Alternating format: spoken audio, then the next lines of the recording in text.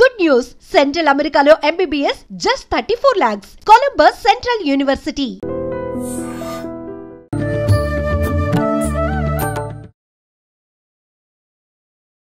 నమస్కారం, welcome to I dream. ధర్మ మార్గం విత్ విజిత కార్యక్రమానికి స్వాగతం. ప్రస్తుతం మనతో పాటు ఉన్నారు శ్రీ శ్రీ శ్రీ ఆనంద శివకామేశ్వరి సన్నిధాన వ్యవస్థాపకులు శివకామేశ్వరి ఆనందమయ్య అమ్మగారు. ఇప్పుడు అమ్మతో మాట్లాడి మరిన్ని విషయాలు తెలుసుకుందాం. నమస్కారం అమ్మా. శ్రీమాత్రే నమః. అమ్మ, ఇప్పుడు మనకు శ్రావణ మాసం ఆల్రెడీ కొన్ని రోజులు గడిచిపోయింది, ఇంకా కొన్ని రోజులు ఉంది. కొంతమంది ఎలా అంటే ఆహార విషయంలో చాలా నియమాలు పాటిస్తూ ఉంటారు ఈ శ్రావణ మాసం వచ్చింది అంటే. కానీ కొంతమంది వాళ్ళ అంటే రెగ్యులర్ విధానంలో ఎటువంటి ఆహారం తీసుకున్నా, అంటే అది మాంసాహారమే కావచ్చు, శాకాహారమే కావచ్చు, తినేస్తూ ఉంటారు ఈ శ్రావణ మాసంలో కూడా. అంటే మనం ఎంత నియమనిష్టలతో పూజించుకునే ఈ మాసం అంతా కూడా ఇలా మాంసాహారం భుజించడం కరెక్ట్ పద్ధతేనా? అసలు ఇది సరైనదేనా? దాని గురించి వివరించండి. శ్రీమాత్రే నమః. శ్రీ గురుభ్యో నమః. మాంసాహారం తినవచ్చా? మాంసాహారం అసలు ఎప్పుడూ తినకూడదు, ఇప్పుడనే కాదు. ఎందుకంటే ఒక జీవిని చంపి తినే హక్కు మనకు లేదు. మన ప్రాణం ఎలాగో దానిది కూడా అంతే. సరే, ఇంకా తినద్దు అంటే మన ధర్మాలని బట్టి పూర్వం నుంచి వారి వారి యొక్క వృత్తుల్ని బట్టి కొన్ని కొన్ని సాంప్రదాయాలు వచ్చాయి. అవును. పూర్తిగా అందరూ శాకాహారుల కింద మారాలి అని చెప్పి నేను కోరుకుంటున్నాను. ఇంకా కొన్ని మాసాల్లో తినకుండా ఉండడమే మంచిదమ్మా. ఎందుకంటే శ్రావణ మాసము, కార్తీక మాసము, మార్గశిర మాసము, మాఘమాసము ఇట్లాంటి కొన్ని విశేషమైనటువంటి మాసాల్లో మాంసాహారం తినకపోవడమే మంచిది. ఎందుకు అంటే ఆహారం అనేది ఎందుకు? ఆహారం అనేది, ఆహారమే మన మనస్సు, ఆహారమే మన శరీరము, ఆహారమే మన బుద్ధి. ఇవన్నీ కూడా రజోభూయిష్టమైనటువంటి ఆహారాలు, రజోగుణాన్ని పెంచేవి. కారము, ఉప్పు, అలాగే ఎక్కువ పులుపు, ఈ మాంసాహారము, మసాలాలు ఇవన్నీ ఏం చేస్తాయి అంటే రజోగుణాన్ని పెంచుతాయి. Okay okay.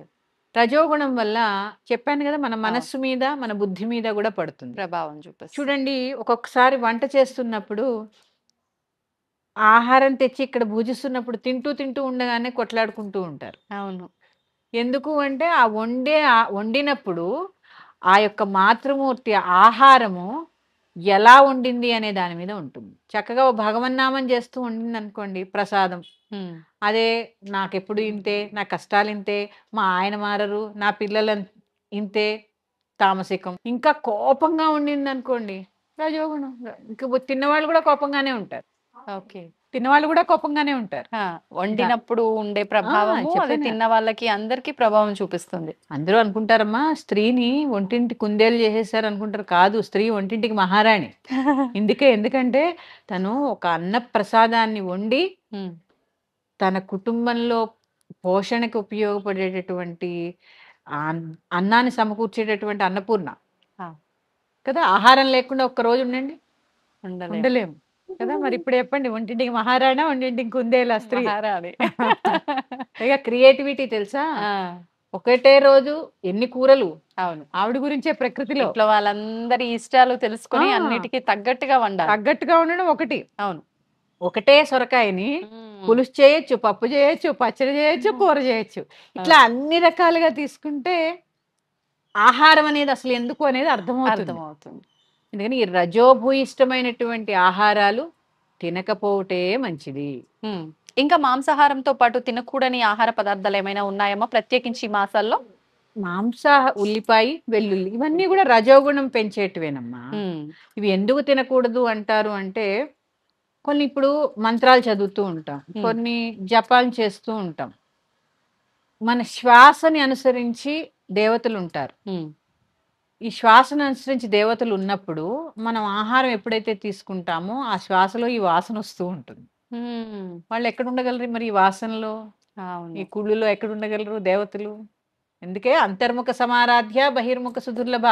ఎప్పుడైతే నీలో నువ్వు భగవంతుణ్ణి అన్వేషించడం మొదలు పెడతావో ఆహారం దగ్గర నుంచి మార్పు వస్తుంది. బయట వెతికినంతసేపు ఏమీ దొరకదు. అందులో ఆహారం చాలా, మనం వేసుకున్న ప్రశ్న చాలా చిన్నది, కానీ మన ఆహారము మన మనస్సును తయారు చేస్తుంది. ఒక భాగం మన శరీరాన్ని తయారు చేస్తుంది. శరీరంలో బలం కావాలి, ఆహారం కావాలి. అవునమ్మా. ఇదే ఆహారం మన మనస్సు మీద ప్రభావం చూపిస్తూ ఉంటుంది. అందుకని సాత్వికంగా ఉండాలి కదా. పూజ చేసుకుంటాం, ఒక స్తోత్ర పారాయణ ఏదో చేస్తాం, బయటకు వచ్చి అందరి మీద అరిస్తే ఎలాగా, అది నిరర్ధకం అయిపోతుంది. అందుకని సాత్వికమైన ఆహారాన్నే కనీస పక్షం కొన్ని మాసాల్లో భుజించడానికి ప్రయత్నం చేయండి. ఎప్పుడు సర్వదా శ్రేయస్కరం. అంటే ఈ పూజలు, ఈ ఆరాధనల విషయంలో నిమగ్నమై ఉన్నవారున మిగతా ఎవరైనా కూడా అందరూ ఇప్పుడే చెప్పాను, మన ఆహారమే మన శరీరము, మన మనస్సు, మన బుద్ధి. అవునమ్మా. ఎప్పుడైతే సాత్వికమైన ఆహారాన్ని భుజిస్తూ ఉంటామో మన ఆలోచన, మన బుద్ధి కూడా సాత్వికంగా ఉంటుంది. ఎవరితో కొట్లాటలకు వెళ్ళాలనిపించదమ్మా. కోపం రాదు, కోపం కూడా రాదు. ఎందుకు వస్తుంది? రాదు. అంతే. ఎందుకంటే ఆహారం యొక్క లక్షణం అది. అవును. ఎప్పుడైతే రజో భూయిష్టమైన ఆహారాన్ని భుజిస్తూ ఉంటామో అన్ని ఆవేశాలు, క్రోధావేశాలు పెచ్చు పెరిగిపోతూ ఉంటాయి. ఈ రోజుల్లో ప్రతి ఒక్కరికి ఎక్కువైపోయినవి ఇవే కదా. అది ఈ విశేషమైన మాసాల్లో పూజలు ఎక్కువ చేస్తూ ఉంటాం కదా. ఈ పూజల్లో ఉన్నప్పుడైనా సాత్వికంగా ఉండండి. అందుకని మానేయడమే మంచిది. అమ్మా, అంటే ఇప్పుడు మాంసాహార భోజనం మొత్తానికి తినకుండా అందరూ శాకాహారంగా మారాలనే నా కోరిక అని మీరు అన్నారు. అంటే అసలు ఎక్కడా కూడా మాంసాహారం అనేది లేదు అనేది గనక మనకు ఒకటి ఉంది అంటే అదే పాటించేవారేమో. కానీ అలా లేదు కదమ్మా. అమ్మవారి దగ్గర కానివ్వండి, కొన్ని కొన్ని ప్రత్యేకమైన విశేషమైన పూజల్లో, టెంపుల్స్ దగ్గర బలులు, ఇలాంటి సాంప్రదాయం కూడా మనం చూస్తూ ఉంటాం. అంటే ఒకప్పుడు అనుకోవడానికి లేదు, ఇప్పటికీ జరుగుతున్నాయి. అయితే మరి నిజంగా ఇది శాస్త్రంలో ఉంది అని అనిపిస్తుంది చూసినప్పుడు. మరి మాంసాహారం తినకూడదు అంటే ఒక్కసారి అమ్మవారి దగ్గర బలిచ్చినప్పుడు నివేదన చేసిన తర్వాత అది ప్రసాదంగా భావించి మనం తీసుకుంటాం కదా. మరి మాంసాహారం ఎందుకు మానేయాలి అనేవారు కూడా ఉంటారు. దానికి సమాధానం? అసలు బలి ఎందుకు వచ్చింది అనే దాని మీద మనం అవగాహన తెలుసుకుంటే మనకి అసలు బలి అంటే ఏంటో అర్థం. అసలు ముందు బలి అంటే ఏంటో తెలుసుకునే ప్రయత్నం చేద్దాం. అలాగే.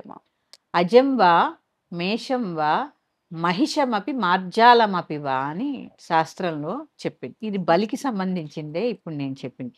ఏమేమి బలి ఇవ్వాలి అనే వాటిల్లో బలిచ్చే జంతువులు ఇవన్నీ. అజం వా మేషం వా మహిషమపి మార్జాలమపి వా. Okay, okay. అజము అంటే గొర్రె, గొర్రె. మేషము అంటే మేక, మేక. మహిషము అంటే ఎద్దు, దున్నపోతు. అదే దున్నపోతు. మార్జాలము అంటే పిల్లి. పిల్లి అంటే పిల్లిని కూడా బలిస్తారా? కొన్ని ప్రాంతాల్లో ఇస్తారేమో, మరి శాస్త్రంలో చెప్పబడింది. ఇది ఈ ప్రాణానికి ఆ ప్రాణానికి పెద్ద తేడా ఏముందిలేమ్మా. గొర్రె ప్రాణానికి పిల్లి ప్రాణానికి తేడా ఏదైనా ఆకారంలో వేరుండొచ్చు గానీ ప్రాణం ఒకటే కదా. అంతే అమ్మా. ఇప్పుడు నీలో ఉండేది రక్తం, నాలో ఉండేది రక్తం, పిల్లిలో కూడా రక్తమే ఉంటుంది. అంతే. ఇది గ్రహిస్తే ముందు సగం మాంసాహారం తినడం మానేస్తాం. ఇక అజంవా మేషంవా మహిషమపి మార్జాలమపివా, ఇవి బలివ్వాలి. ఏవి బలివ్వాలి? అజంవా అంటే గొర్రెలో ఉండేటటువంటి మూర్ఖత్వాన్ని బలివ్వాలి. గొర్రెకి మూర్ఖత్వం ఎక్కువ. అంటే గొర్రెని కాదు, గొర్రెలో ఉండేటటువంటి మూర్ఖత్వం మనిషిలో కూడా ఉంటుంది. ఇవి బలివ్వాలి. తర్వాత మేషంవా, మేషం అంటే మేక. మేకకి పిరికితనం చూడండి, దగ్గరికి వెళ్ళగానే ఇలా బెదిరిపోతూ ఉంటుంది. మేకలో ఉండేటటువంటి పిరికితనం అనే లక్షణాన్ని బలివ్వాలి. ఇక అలా చెప్పుకుంటూ వెళ్తే మహిషమపి, మహిషం అంటే దున్నపోతు. దున్నపోతు ఎలా ఉంటుందమ్మా? మదించి ఉంటుంది. ఏం చేస్తుందో తెలియకుండా ఉంటుంది. అందుకే ఏం చేస్తారు? ముక్కుతాడేస్తూ ఉంటారు. మదం ఎక్కువ ఉంటుంది. మదాన్ని, అహంకారాన్ని వదలాలి. అహంకారం ఎక్కువైపోతే మదిస్తుంటాం మనం కూడా. ఈ మదాన్ని వదలాలి. దున్నపోతుల్లో ఉండే లక్షణం మదం. తర్వాత పిల్లి, మార్జాలం అపివా. మార్జాలం అంటే పిల్లి. పిల్లి ఏం చేస్తూ ఉంటుంది? దొంగ బుద్ధి. ఎవరు చూడట్లేదని కళ్ళు మూసుకుని పాలు తాగుతూ నన్ను ఎవరు చూడట్లేదు అనుకుంటుంది. ఈ జంతువుల్లో ఉండేటటువంటి లక్షణాలు ఏవైతే ఉన్నాయో అవి నీలో ఉన్నాయి కదా. ఇవన్నీ భగవంతుడి దగ్గరికి వెళ్ళినప్పుడు ఇవన్నీ వదిలేసాయి అని చెప్పడం జరిగింది. ఇక్కడ బలి అంటే అర్థం ఏంటి తెలుసా అమ్మ? నివేదన. బలికి అర్థం నివేదన. ఇవి నివేదనగా సమర్పించు. అంతే తప్పించి జంతువుల్ని ఎక్కడా చంపమని మనకి చెప్పబడలేదమ్మా. అంటే ఈ దుర్గుణాలన్నీ కూడా నీలో నుంచి తీసేసి భగవంతుడికి ఆత్మ నివేదన చెయ్యాలి అనేది అర్థం. ఆత్మ నివేదన, ఆత్మ పరమాత్మలో లీనం అవ్వడానికే పుట్టాం మనం. ఇది కదా మనకి చెప్పింది శాస్త్రం. ఎక్కడ జంతు బలి చెప్పింది? ఎందుకు మారిపోయింది అంటారమ్మా ఈ ఇక్కడ విధానం ఇదే మరి? చెప్పాం కదా. అంటే అర్థం చేసుకోవడంలో పొరపాటు అనొచ్చా? పొరపాటు అంటే కొన్ని సాంప్రదాయాలు ఉన్నాయి. పూజలో కూడా చాలా రకాల సాంప్రదాయాలు ఉన్నాయి. పూర్వీకులు ఏం చెప్పారో అవన్నీ మనకి కొన్ని చూడలేదు. కానీ శాస్త్రంలో ఎక్కడా కూడా జంతువుల్ని బలి ఇవ్వమని చెప్పలేదమ్మా. అమ్మ అంటే ఇప్పుడు మీరు చెప్పిన దాన్ని బట్టి ఇదైతే క్లియర్ గా అర్థమైంది. శాస్త్రంలో ఉన్నది మనలో ఉన్న దుర్గుణాలను ఏవైతే ఉన్నాయో బయటికి తీసేయటమే బలి అని చెప్పి. కానీ కొన్ని రకాల ఆచారాలను మనం పాటిస్తూ ఉంటాము. అలా మనం వామాచారాన్ని తీసుకున్నట్టయితే ఖచ్చితంగా అక్కడ మద్యం, మాంసం ఇవన్నీ కూడా కొన్ని రకాలవి వస్తువులు, పదార్థాలు నివేదన చెయ్యాలి అని అంటూ ఉంటారు కదా. మరి అక్కడ కూడా ఈ విధానం మనం తప్పుగా అర్థం చేసుకున్నా ఎలా? అంటే ఇక్కడ ఒకటి అమ్మా, ఇప్పుడు మీరు చెప్పింది అమ్మవారి పూజా విధానంలో చాలా రకాలు ఉంటాయి. ఇక్కడ మన ఆశ్రమంలో మన దేవతకు చూసుకోండి, పూర్తిగా సమయాచారం, చాలా సాత్వికమైన పూజ. ఎందుకు అంటే వామాచారము అనేది ఎందుకు అంటే ఎప్పుడూ భౌతికంగా కోరికలేనా? నీకు ఇది కావాలి, అది కావాలి, అది కావాలి, ఇది కావాలి, ఇంక దీంట్లోనే జీవితం వెళ్ళిపోతుంది. మనిషి పుట్టింది అందుకు కాదు. అసలైనా ఎప్పుడు నువ్వు ఇప్పుడే చెప్పాను రజోగుణాన్ని వదిలేయమని, సాత్వికమైన గుణాన్ని కూడా వదిలేయాలి కదా. ఎందుకంటే త్రిగుణాలలో సత్వరజస్తమో గుణములని 3 గుణాలు వదిలేసిన వాడు భగవంతుడు. వారినే భగవంతుడు అంటారు. ఈ గుణాలు వదిలేసిన వారి పేరే భగవంతుడు. అందుకే త్రిగుణాతీతుడు. త్రిగుణాతీతుడు. ఆ అమ్మవారి పేరేంటి? త్రిపుర సుందరి. 3 పురములకి అతీతమైనది. అంటే ఇదేంటి? కాశీ, కంచి, కామాక్షి ఇది కాదు. నీలో ఉండే ఇచ్ఛాశక్తి, క్రియాశక్తి, జ్ఞానశక్తి స్వరూపిణి ఆవిడ. ఇలాంటి త్రిపురాలకి రాణి ఆవిడ. ఇలాంటి రాణి నువ్వు ఎంత సాత్వికంగా ఆరాధన చేస్తే అంత మంచిది. సాత్వికమైన లక్షణమే మనిషిది. అవన్నీ ఇప్పుడు మీరు చెప్పులవన్నీ పశు ప్రవృత్తులు కదా. అవును, పశు ప్రవృత్తులు మనిషి అలవాటు చేసుకోవడం తప్పు కదా. పైగా జంతుబల అన్ని చోట్ల కూడా నిషేధించబడుతోంది. అని ఇంకా ఎందుకు దాన్ని ప్రోత్సహించాలి? అసలు ఆధ్యాత్మికత అనే కోణం ఏంటమ్మా? నిన్ను నువ్వు మార్చుకోవడం, నిన్ను నువ్వు పరివర్తనలోకి తీసుకురావడం, నిన్ను నువ్వు ఎడ్యుకేట్ చేయడం. అవును, అంతే తప్ప ఈ కోచింగ్ సెంటర్కి, ఆ మోటివేషన్ సెంటర్కి వెళ్ళవలసిన పని లేదు. నువ్వు నిజంగా భగవతత్వం తెలుసుకోవాలనే తపన నీలో ఉంటే ఏ మోటివేషన్ సెంటర్లకి వెళ్ళవలసిన పని లేదు. ఎందుకంటే చాలా ఉన్నాయి. అసలు పూజ అనే ఈ షోడశ ఉపచారాల్లోనే నేను ఉద్ధరించుకోవచ్చు. అవును, ఇది అందుకని శాస్త్రం చాలా చెప్పబడిందమ్మా. అందుకే చెప్తున్నానమ్మా, పూజ వేరు, ఆరాధన వేరు, ఉపాసన వేరు. ఏంటమ్మా వ్యత్యాసం? ఆరాధన వేరు, ఉపాసన వేరు. ఆరాధన అనుకోండి నిత్యం ఆరాధిస్తూ ఉంటాను దేవతని. ఉపాసన అనుకోండి ఉపవాసము ఉపాసన. ఉపాసన అంటే అంటే దగ్గర, ఉపవాసము. నీ మనసులో ఆవిడకు ఒక స్థానం ఏర్పరిచి ఇక్కడ భద్రపరచుకోవడమే ఉపాసన. అన్ని జీవరాశుల్లో ఎక్కడ చెట్టులో, చేమలో, కొండలో ఎక్కడ చూసినా ఆవిడనే చూడడం ఉపాసన. అంతే తప్ప ఒక చోటే కూర్చుని ఒక చోటే తపస్సు చేయడం, అది చేస్తూ అన్నిటిల్లో కూడా ఆవిడ్ని చూడాలనుకునే లక్షణం పేరే ఉపాసన. అంటే ప్రతి కదలికలో ఇంకా ఆవిడ ధ్యాస. ఎందుకంటే లలితా సహస్రనామంలో కూడా ఏం చెప్పబడింది? చరాచర జగన్నాథ చక్ర రాజనికేతన ఆబ్రహ్మకీట జనని వర్ణాశ్రమ విధాయిని. పిపీలికాది పర్యంతము వర్ణాశ్రమాలు ఏర్పాటు చేసేదాకా అన్నీ నేనే. చరాచర జగన్నాథ, చరము అచరము, కదిలేవి కదలింది కుర్చీ కూడా ఆవిడే. ఇప్పుడు గాలి వీస్తోంది, గాలి ఆవిడే. చూడండి, మనం చరము అనగానే చెట్టు కదిలాయి, మరి అదే ప్రకృతి. అదే అంటే ఆవిడతో ఎప్పుడు అనుసంధానమే ఉండాలి మనం. అంతే, పిలిస్తే పలుకుతుందండి. అది ఎప్పుడు భగవంతుడు ఎక్కడ వెతికితే లేదు, ఇక్కడ వెతికితే దొరుకుతాడు. ఇక్కడ వెతికితే దొరికినప్పుడు నువ్వు ఏది చెప్తే అది వింటాడు. మనకు గాలి కావాలంటే గాలి వస్తుందా లేదా? ఇది అంటే ఎల్లప్పుడూ సర్వవేళ సర్వావస్థలు యందు ఆ పాదాలు వదలకుండా ఉండడమే ఉపాసన. ఇది భగవత్ తత్వం అర్థం చేసుకోవడంలో చాలా ఉంటుంది, చాలా. అందులో భాగంగా అందుకే ఆధ్యాత్మికతలో కూడా ఎప్పుడు ఎల్కేజీలో ఉండకూడదు. ఎల్కేజీ నుంచి పీజీ వరకు చదవాల్సినవి ఉంటాయి. మీరు పిహెచ్డి చేశారండి అంటూ ఉంటారు నన్ను. నాలా మీరు అందరూ కూడా ఉండాలి. ఎందుకంటే మనం అందుకే పుట్టాం, మోక్షం కోసమే పుట్టాం. అది ఒక జన్మలో సాధ్యం కాదు. గురువు ఖచ్చితంగా ఉండాలంటారా అమ్మా? అలా ఒక స్టేజ్ నుంచి ఇంకో స్టేజ్కి వెళ్ళాలి అంటే ఉండాలమ్మా, ఖచ్చితంగా ఉండాలి. గురువు లేని విద్య గుడ్డి విద్య. గురువు లేకుండా ఆలేదిద్దలేము. ఇలాంటి ఇంత బ్రహ్మ విద్యను ఎలా దిద్దగలం? అవును. అందుకని ఖచ్చితంగా గురువు సహకారంతో. ఎందుకంటే నన్ను అడిగితే భగవంతుడు కావాలా గురువు కావాలా అంటే గురువే కోరుకుంటాను. ఎందుకంటే నాకు నా గురువే భగవంతుడిని పరిచయం చేసిన వాడు.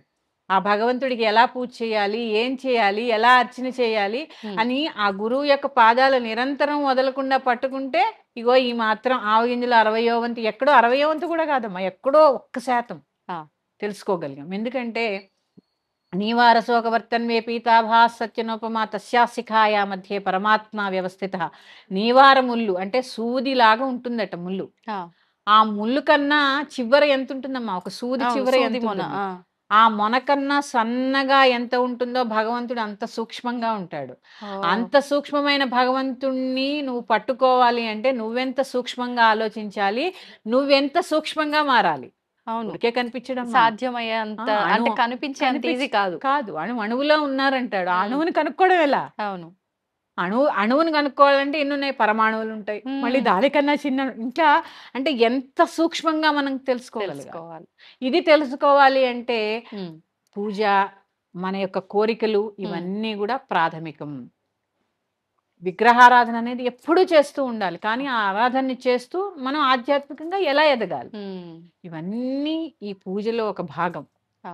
ఇదంతా ఎవరు చెప్పారు? గురువు ద్వారా, నీ సాధన ద్వారా నువ్వు తెలుసుకోవాలి. ఇది ఎవరు వచ్చి చెప్పరు, ఎవరికి వారు సొంతగా ఎక్స్పీరియన్స్ అయ్యేటటువంటి విషయాలు ఇవన్నీ. కానీ జంతు బలి అనేది ఎప్పుడూ కూడా సమ్మతం కాదు. అందులో ఏ జంతువునైతే ఇప్పుడు బలిస్తూ ఉన్నారో కొన్ని చోట్ల, ఆ జంతువులో ఉండేటటువంటి మనలో కూడా జంతువులు ఉంటాయి. ఎందుకంటే మనం అన్ని జన్మలు 86 లక్షల జీవరాశుల్లోంచి పుట్టే మనిషి జన్మ ఎత్తినప్పుడు కొన్ని అవలక్షణాలు మనకు ఉంటాయి. పశు ప్రవృత్తిలో ఒకటి ఉదాహరణ చెప్పనా? కంచెల్లో అన్నం పెట్టుకోగానే వెంటనే తినేస్తాం. ఎందుకంటే మనకి భగవంతుడు 24 గంటల సమయం ఇచ్చాడు. అవునా? అవునమ్మా.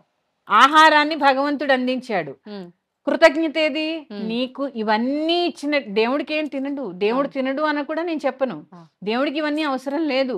కానీ ఇవన్నీ ఇచ్చినటువంటి భగవంతుడికి నువ్వు సమర్పించి తినాలి అని చెప్పే భావనే నీకు లేకపోయే ఏమీ వద్దు, నీకు మంత్రాలు రావు. శ్రీమాత్రే నమః అని ఒక్కసారి పూజించండి, అన్నం ప్రసాదం అవుతుంది.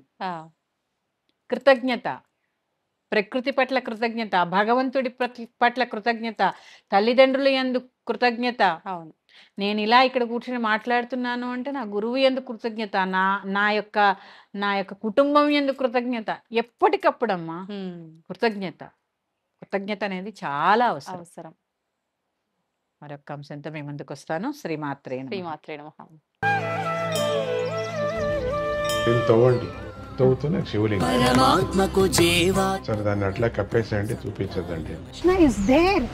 మూర్తి పూజ కాదు, సాక్షాత్ బ్రజేంద్ర నందన భగవాన్ ఉన్నారు మూర్తిలో. ఏమీ ఆశించకుండా ఆరాధించే వాళ్ళు కూడా ఉన్నారా ప్రభుజీ? నిజమైన భక్తి అంటే మనకు తెలియదు కాబట్టి